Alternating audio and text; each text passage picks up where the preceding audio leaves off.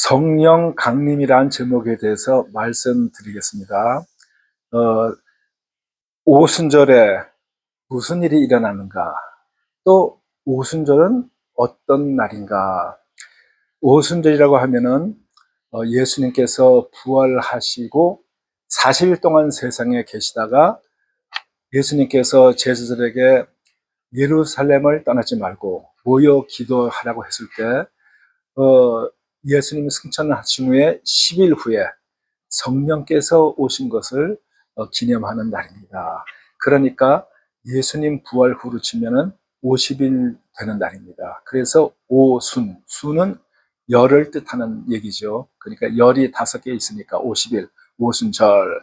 그러면은 오순절과 대칭이 되는 그 구약에서의 어떤 절기가 있는가 하면은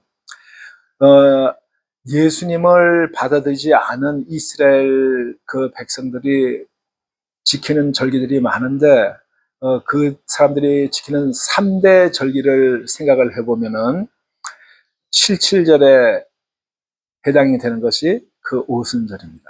그러면 77절보다 앞에는 그 사람들은 6월절로 지키고 있는데 그때 예수님께서 돌아가시고 부활하셨기 때문에 우리는 부활절로 지키는 거로 이제 이렇게 시간이 비슷합니다.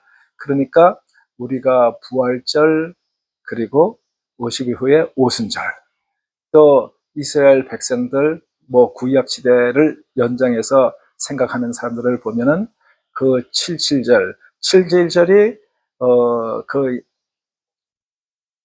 6월절 후에 77 하면은 77이 49, 그러니까 7주란 얘기입니다. 7주. 77이 49일 하고 나와서 그 다음날, 그러니까 50일째 되는 날. 그러니까 그게 지금으로 치면 오순절. 또 그 사람들은, 그때를 이제 뭐, 77절의 마지막이라든가 또는 그 비슷하게 지키는 날이 초실절 또는 맥추절. 그렇게 맥추절은 이제 그 다음에 좀 늦췄다는 얘기도 있지만 그 당시는 다 비슷한 시기에 이렇게 지키던 절기들입니다. 그리고 그 다음에 이스라엘의 3대 절기에서는 그 6월절, 7절 말고는 이제 가을에 초막절이라는 게 있습니다. 요 오순절에 이제 그 제자들이 기도하면서 기다릴 때 무슨 일이 있느냐에 대해서 오늘 말씀드리겠는데, 첫째, 기다림 끝에 임한 능력. 기다림 끝에 임한 능력이다. 지난 주일날 기다림에 대해서 말씀을 드렸고 그 전주에는 부활에 대해서 말씀드렸었습니다. 사도행전 2장 1절에 보면은 오순절 날이 이름에 그들이 다 같이 한 곳에 모였더니, 그러니까 예수님 말씀대로 다 모여서 그 마가의 다락방에서 기도를 같이 하면서 이제 10일이 지났을 때 그때 어떤 일이 생겼냐면 사도행전 2장 2절에서 4절까지 잘 표현하고 있습니다. 제가 읽어드리겠습니다. 호련히 하늘로부터 급하고 강한 바람 같은 소리가 있어 그들이 앉은 온 집에 가득하며, 그러니까 하늘로부터 급하고 강한 바람이 아니고 바람 같은 소리. 그러니까 이 사람들이 소리를 들었다는 거예요. 그게 무엇인지 정확히 표현하기는 힘들지만 그저 우리가 제일 알기 쉽게 말하면 강한 바람 같은 그런 소리가 들렸다. 그러니까 들은 거예요. 또 불의 혀처럼 갈라지는 것을 그들에게 보여. 그러니까 이 불이 갈라진 것처럼 보이는 것, 그런 것이 실제로 보였다는 거예요. 상징적인 게 아니고 그래서 각 사람 위에 하나씩 임하여 있더니, 그러니까 거기에서 어떤 사람은 있고 어떤 사람은 안 있고가 아니고 그 함께 기도하는 모든 사람에게 그 불의 혀 같은 것이 임하면서, 그러면서 그들이 어떻게 됐냐 하면 다 성령의 충만함을 받고 성령이 말하게 하심을 따라 다른 언어들로 말하기를 시작함이라. 그러니까 지금 우리의 표현을 하면은 전부 다 방언이 터져서 이제 방언을 하게 되었다. 그 얘기예요. 그리고 그것을 각 여행 온 사람들이 그것을 봤어요. 이제 이스라엘 백성의 그 북이스라엘 왕국이 아수르에게 망하고, 그리고 남유다가 바벨론에게 망하고, 그때부터 시작해가지고 그 많은 지역으로 사람들이 흩어졌어요. 그래서 그 사람들이 뭐 지금으로 치면 페르시아 쪽이나 뭐 그리스 쪽이나 또 그 로마 제국에서 로마까지도 뭐 이집트, 리비아 이런 데 사람들이 그 명절 때가 되면은 그래도 하나님께 예배드리러 예루살렘을 방문하곤 했는데, 이 사람들이 보니까 아니 사람들이 모여가지고 내가 쓰는 나라 말로 그냥 말을 하고 그러는 거예요. 그래가지고 이게 어떻게 된 일이냐. 그러니까 사도행전 2장 8절에 그들의 표현이 나와 있어요. 우리 각 사람이 난 곳 방언으로 듣게 되는 것이 어찌 됨이냐. 그러면서 신기하다고 이러저러고 말했는데, 그 중에 어떤 사람들이 야, 저 사람들 술 취했다 그런 거예요. 그때 베드로가 일어나가지고, 지금이 제3시인데 유다 이스라엘에서 3시란 얘기는 우리로 치면은 오전 9시를 얘기하는 겁니다. 지금이 오전 9시에 우리가 정신이 말짱할 텐데 이게 술 취해서 그런 것이 아니다. 우리 지금 술 마신 거 아니야. 술 마시는 그런 시간이 아니야. 이렇게 얘기를 한 거예요. 그것으로 봐서 베드로가 말할 때 제3시 오전 9시라고 얘기한 것으로 봐서 성령께서 임하신 건 그거보다도 전의 일이라, 이런 생각이 듭니다. 그래서 이 사람이 정신이 제일 맑을 때, 특히 한국에서 많은 교회에서 새벽 기도를 하고 있던 것이 참 시간상 좋은 시간에 기도를 드린다, 이런 생각이 저는 하게 됩니다.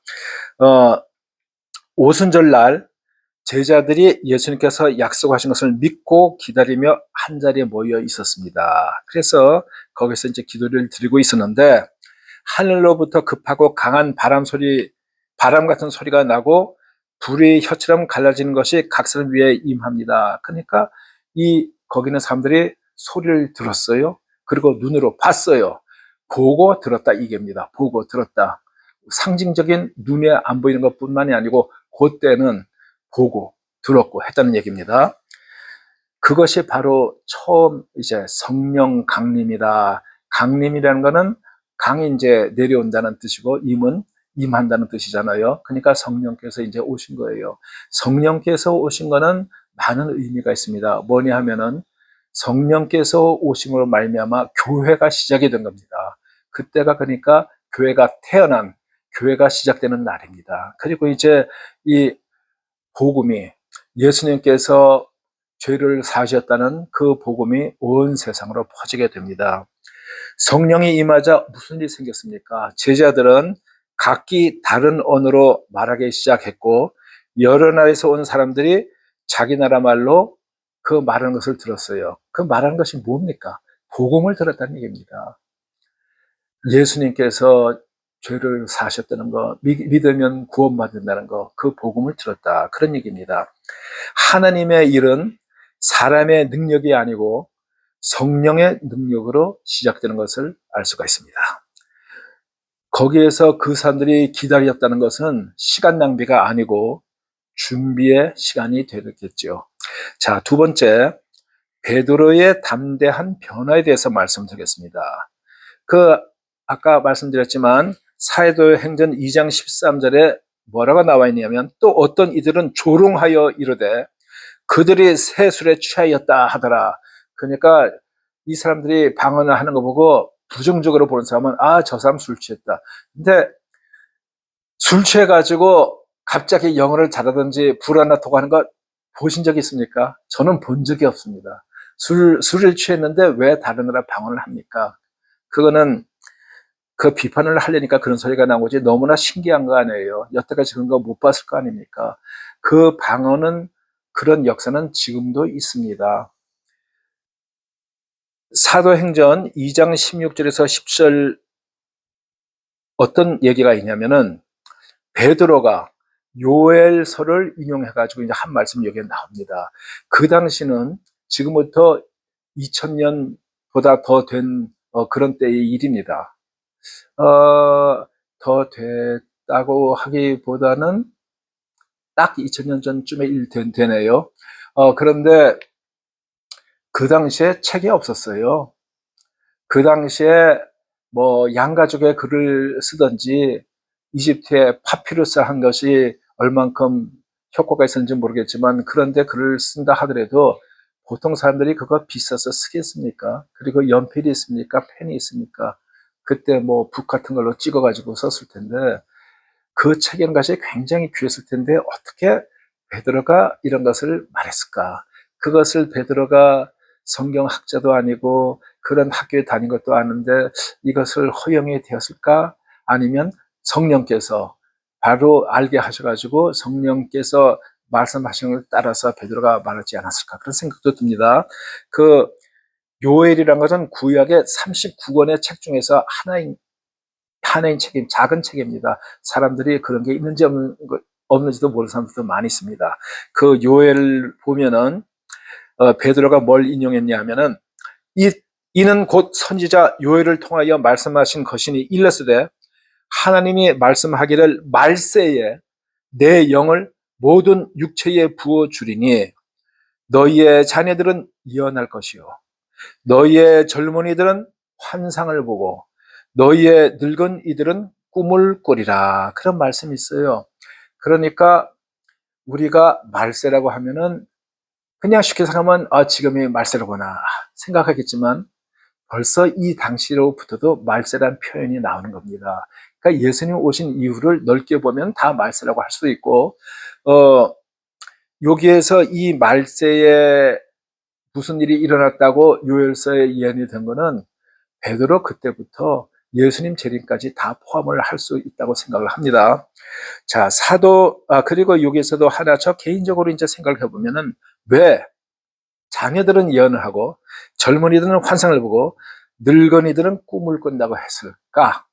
그러니까 세상에 더 많은 지식이 머리에 박혀 있고 머리가 좀 더 이제 흐려져가는 노인들은 꿈을 꾸는데 그거보다 좀 젊은 사람, 세상에 그래도 좀 덜 물들고 그런 사람 젊은이들은 환상을 보고 그리고 그거보다 좀 어린 자녀들은 이렇게 예언을 하고 하는 것이 아닐까. 그건 뭐 제 그냥 개인적인 의견입니다. 사도행전 2장 36절에 어떤 말씀이 있냐면 그런즉 이스라엘 온 집은 확실히 알지니 너희가 십자가에 못 박은 이 예수를 하나님이 주와 그리스도가 되게 하셨느니라 하니라. 지금 베드로가 일어나 가지고 그 사람들한테 하는 얘기 중에서 제가 한 절씩 인용을 해서 읽었습니다. 너희들이 죽인 그 예수를 하나님께서 주와 그리스도가 되게 하셨다. 이제 그것을 근데 그 베드로는 어땠습니까? 예수님을 3년씩이나 쫓아다니면서 내가 죽을지언정 예수님을 배반하지 않겠다 그렇게 말하는 사람인데 막상 예수님이 붙잡혀가 가지고 위험하다고 생각할 때 자기는 예수님을 3번씩이나 부인을 했습니다. 어떤 구절에서 보면 욕하면서 그러니까 뭐 예수님을 욕했다는 뜻은 아닌 것 같아요. 우리들 이제 사람 욕하기 좋아하는 사람은 영어 같으면 그 F로 시작하는 말, 한국말로 같으면 그 뭐 C로 시작하는 말 그런 말에서 습관적으로 하는 사람 있잖아요. 그런 식으로 욕을 하면서 내 정말 아니라니까, 나 정말 모른다니까 그런 뜻으로 했다고 저는 생각이 듭니다. 하여튼 그런 식으로 3번을 부임을 했던 사람인데 성령께서 임하시니까 이 베드로가 완전히 달라져 가지고 사람들 앞에 서서 자기가 자발적으로 담대하게 외칩니다. 그것은 성령께서 함께 하시는 성령께서 주신 능력으로 우리들도 그런 능력을 가지면은 우리가 평소에 생각하지 못했던 일도 할 수 있는 그런 잠재력을 다 가지고 있다고 생각합니다. 베드로가 외치면서 이 일은 하나님께서 예언하신 것이다. 그러면서 그리고 예수님의 죽음과 부활을 선포했습니다. 성령은 사람을 완전히 변화시킵니다. 두려움 많은 사람이 담대한 증인으로 바뀝니다. 로마 제국 시대 때에 하나님을 증거하다가 불에 타 죽은 사람들, 호랑이 사자들의 밥이 된 사람들, 그 사람들이 성령의 능력이 없이 사람의 용기와 감정만으로는 그렇게 할 수가 없죠. 자, 셋째, 마음이 찔린 사람들. 사도행전 2장 37에서 38절에 보면 어떤 말씀이 있냐. 이제 베드로가 그렇게 설교를 하니까 그것을 듣는 유대 사람들이 어땠냐면 그들이 이 말을 듣고 마음에 찔려 베드로와 다른 사도들에게 물어 이르되 형제들아 우리가 어찌할꼬 하거늘. 그러니까 이제 그 사람들이 양심에 찔린 거예요. 예수님 죽여라 죽여라 했던 이런 사람들이 이거 큰일 났네. 그래가지고 베드로한테 우리 이제 어떻게 해야 되냐. 그러니까 베드로가 이르되 너희가 회개하여 각각 예수 그리스도의 이름으로 세례를 받고 죄 사함을 받으라. 예수 그리스도의 이름으로 세례를 받고 죄 사함을 받으라. 그리하면 성령의 선물을 받으리니. 사람들은 베드로의 설교를 듣고 우리가 어찌할꼬 라고 물었는데 그때 베드로는 뭐라고 말했습니까? 지금 말씀드린 대로 회개하고 예수 그리스도의 이름으로 세례를 받으라. 그래서 어떤 일이 생겼습니까? 그날 3,000명의 사람들이 회개를 했습니다. 복음, 이 하나님의 말씀, 예수님께서 죄 사하시고 저 믿으면 구원받는 그 말씀은 사람의 마음을 찌르고 변화시킵니다. 구원의 시작은 회개로부터 됩니다. 사도행전 2장 42절 그들이 사도의 가르침을 받아 서로 교제하고 떡을 떼며 오로지 기도하기를 힘쓰니라 이런 말씀이 있습니다. 이제 성령의 충만을 받아서 어떻게 했습니까? 서로 모여서 교제하고 떡을 떼고 같이 먹고 그리고 기도하기를 힘썼다. 자, 네 번째 교회의 탄생과 공동체에 관해서 말씀드리겠습니다. 사도행전 2장 44절에 믿는 사람들이 다 함께 있어 모든 물건을 서로 통용하고 날마다 46절 날마다 마음을 같이 하여 성전에 모이기를 힘쓰고 집에서 떡을 떼며 기쁨과 순전한 마음으로 음식을 먹고 성령을 받은 사람들은 단순히 개인 신앙에 머물지 않았다 이런 얘기입니다. 그러면은 지금 우리는 어떤가? 우리도 그렇게 해야 되는가? 이제 뭐 차이점이 있는가에 대해서 생각을 해보면은 그 당시는 이제 사람들이 핍박을 받기 시작하는 때고 그리고 그때는 성령의 역사가 굉장히 강했고 또 그 사람들이 그렇게 해야만 될 필요도 있었습니다. 그런데 그때에도 불미스러운 일들이 좀 있었어요. 다음에 또 말씀을 드릴 수가 있겠지만 사람들이 전부 다 자기 걸 다 가지고 서로 통용을 하고 했다는 얘기가 뭐냐 하면은 뭐 어떤 사람들은 공산주의 사상이 거기서 나왔다 이렇게 말하기도 하는데 자기 사유 재산이 따로 없이 내가 그동안에 갖고 있던 모든 재산을 갖고 와가지고 거기다 공동체에다 놓고 그리고 거기에서 사람들이 필요한 대로 쓰고 했다 해서 참 이상적인데 실제로는 그것이 되기가 힘듭니다. 그 당시에도 아나니와 삽비라는 사람이 남의 것을 먹을 때는 자기가 다 이렇게 공짜로 다 먹었는데 자기가 집과 밭과 이거 파는 것을 생각하니까 아까운 거예요. 그래서 절반은 땅에다 묻어서 숨겨다 놓고 그리고 절반만 가져왔어요. 그래서 사도가 이게 다냐 하니까 예 답니다. 그러다가 죽은 거예요. 이 아나니아 남편이 그래가지고 죽었는데 그 다음에 그 아내 사피라가 남편이 죽은 걸 모르고 또 들어왔다가 이게 다냐 했더니 그 사피라도 남편이 말한 것처럼 똑같이 야 이게 답니다. 그랬다 죽었어요. 그 죽은 거는 성령을 속인 죄였습니다. 성령을 속인 죄 때문에 그것 보면 너무 무섭습니다. 지금 거짓말을 하면 우리가 죽습니까? 뭐 주로는 아무런 문제가 없을 것 같아요.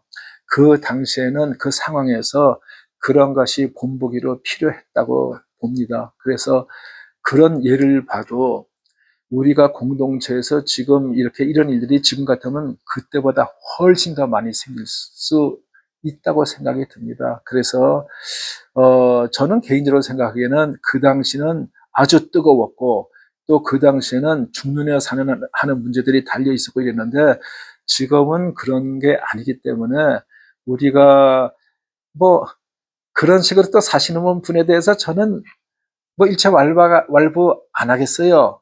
나는 못하는데 당신은 그런 것도 하는구나. 이거 훌륭하다. 뭐 저는 그렇게 얘기를 하고 싶습니다. 그렇지만 저는 나서서 그렇게 하자고 주장하지는 못할 것 같습니다. 그때는 참 이상적이었죠.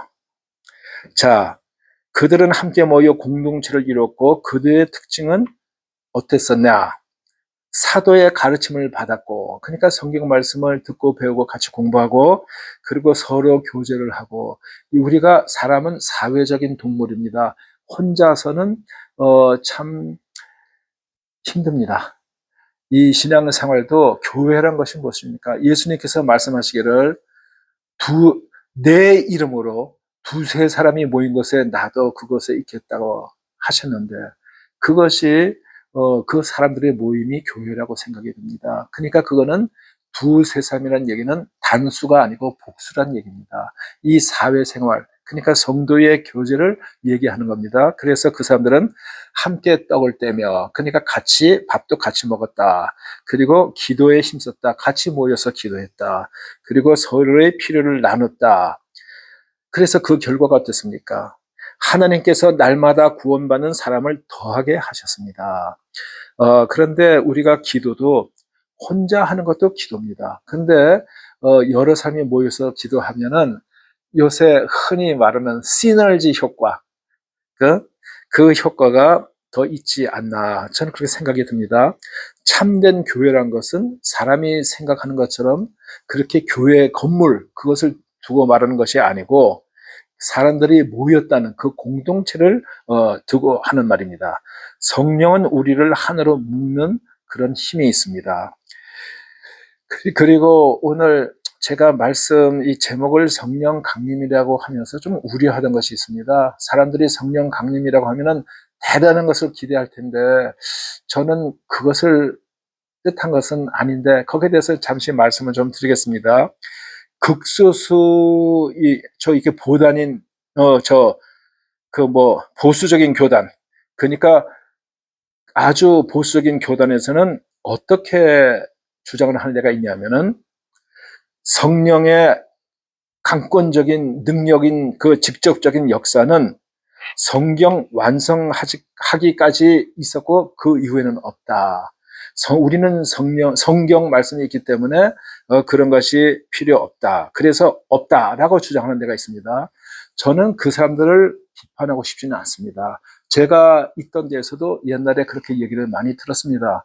그런데 왜 저는 그 사람들을 굳이 크게 비판하고 싶지 않냐면, 많은 이단들이 성령을 표방한 악령의 역사로 일을 하는 데가 많이 있습니다. 그러니까 흉내는 성령의 흉내를 내는데 실제는 하나님께 적대적인 그러한 가르침, 그러한 생활을 하는 데가 많기 때문에 그런 것을 하는 것보다는 안 하는 것이 더 안전하다, 이런 뜻에서 저는 그 사람들을 굳이 비방하고 싶지 않지만, 제가 그분들한테 하나 해주고 싶은 말은 뭐냐 하면은, 내가 보지 못하고 내가 듣지 못했다고 해서 없다, 그렇게 말할 수는 없다는 것입니다. 지금까지도 그분들은 성령의 직접적이고 관건적인 역사를 보지 못하고 듣지 못했는지는 모르겠지만, 그거 보지 못하고 듣지 못했다고 해가지고 구원받지 못하는 것은 아닙니다. 성령께서는 조용하게도 많이 역사를 하십니다. 저는 그냥 조용했던 사람입니다. 그래서 주로 성령께서 역사하실 때는 성경 말씀 통해서 많이 역사를 하는데, 많은 사람, 특히 장로교에서 이제 그런 사람들이 많고, 또 순복음교회나 저 오순절파 쪽에서는 이렇게 무슨 강력한 역사가 있어야지 되는 것처럼 하는데 위험 요소도 많이 가지고 있습니다. 한 3, 40년 전인가요? 짐바브인지 정확히 기억 안 나는데, 남미로 가가지고 900명이나 되는 사람이 전부 다 집단 자살을 한 데가 있었어요. 그런 데에서 모든 사람이 모여가지고 자기 재산 다 털고 와서 같이 모여서 그런 게 많이 있었고, 한국에서는 오양수산인가 뭔가 그 사람들이 저 동반 자살을 하고 그런 게 있었는데, 이제 이렇게 성령을 많이 부르주는 데서는 잘못되면 그 악령을 쫓아가지고 이렇게 집단 자살도 하고 그런 일들을 하는 데들이 많이 있습니다. 그 사람의 그 신앙 그 스타일에 따라 가지고 조용할 수도 있고 참 이렇게 요란할 수도 있는데 남들을 함부로 비판하는 것은 아니다, 그런 생각이 듭니다. 결론을 말씀드리겠습니다. 성령이 임하시면 두려움은 담대함으로, 흩어짐은 공동체로, 평범함은 능력 있는 삶으로 바뀝니다. 자, 나는 하나님의 약속을 믿고 기다리고 있는가? 나는 성령의 능력으로 살고 있는가? 내 삶의 변화가 있는가? 나는 공동체 속에서 신앙을 나누고 있는가를 생각해 보시기 바랍니다. 그리고 방언이라든가 다른 성령의 특별한 그 은사를 받지 못한 사람에도 우리가 진정으로 하나님을 믿게 될 때는 하나님께서 성령께서 내 마음에 와 계시고 역사를 하시는데, 우리가 자아가 너무나 강하다 보니까 그 역사를 느끼지 못할 때가 많이 있습니다. 여러분들이 극한 상황에서 또한 이렇게 무슨 극한 병에서 기도를 할 때 하나님께서 많이 들어주십니다. 여러분들이 내 기도는 절대 이루어지지 않는다고 확신하는 이유는 하나님께 기도드리고 나서 기대를 하지 않고 끝까지 기다리지 않고 중도에 해도 소용없다고 포기를 하기 때문에 그 다음에 그런 일이 진짜 이루어졌다 해도 저절로 됐다고 생각을 하고 우연히 됐다고 생각하고 그런 잘못된 습관 때문에 그렇습니다. 감사합니다.